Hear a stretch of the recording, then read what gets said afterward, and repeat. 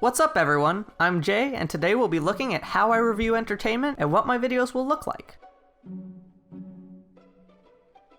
First off, I'll be starting off each video with a short summary of the piece of entertainment, when it was released, who released it, what inspired it, then I will quickly summarize what happened in the movie or TV show. I hope to keep any specifics out of these summaries for the sake of anyone who hasn't watched it yet, but that doesn't mean that there won't be spoilers. You've been warned. After that, we'll get into the review. I'll be looking at 5 categories and awarding up to 1 point for each category. The categories and how I judge them are as follows.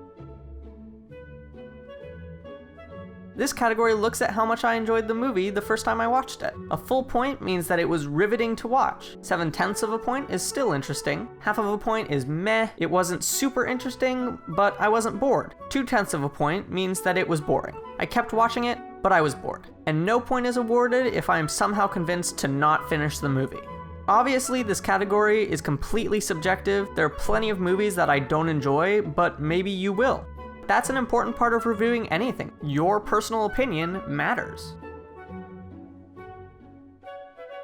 Rewatch value is similar to watch value, but not the same. It focuses on whether or not I want to rewatch the movie. If so, is it better or worse the second time around? If I do want to rewatch it, we'll start from the watch value score and go up or down a few points based on how much more or less I enjoyed it. If I wouldn't watch it again by myself, then it'll probably get below 4/10 of a point in this category.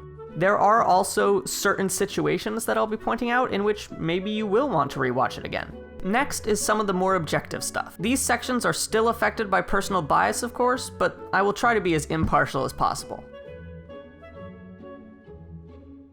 Writing and plot covers how well the movie is written. Who writes sentences like that? Are there any plot holes? Does a random third party save the day? How many times are they going to forget about the incredibly useful power just to raise drama? The person with it is standing right there doing nothing, like come on guys.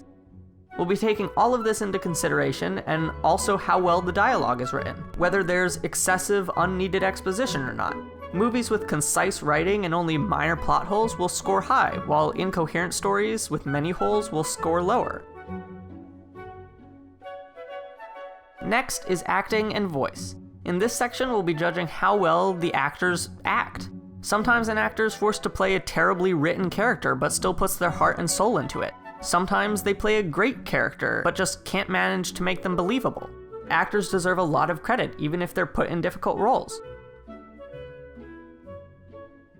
In our last category, we'll be looking at the effects and sets for a movie. This is a huge category, but it's mostly based on believability. Do the giant robots look real? Is the sword real steel or obviously plastic? Can I tell that that background is a green screen? Or if the movie is animated, are the backgrounds beautiful and the drawings consistent? The more distracting it is that an effect is an effect, the worse it will probably score. Note that I'll be holding older movies to the same standard as newer movies, so sorry about that old-time effects.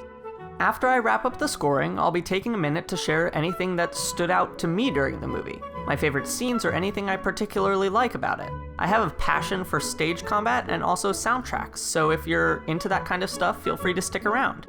Also, feel free to let me know what kind of stuff you enjoy in movies. My objective for this channel is to take a look at movies in a way that's fair to all the people involved. I would also love the chance to discuss something I'm passionate about, aka movies, with more people even if I can't meet them or see them face to face. Feel free to leave comments on videos with your own reviews and observations. And if you do, try to make sure that there are reasons behind your judgments. Until next time, enjoy entertainment and judge it fairly. This has been JustJReview.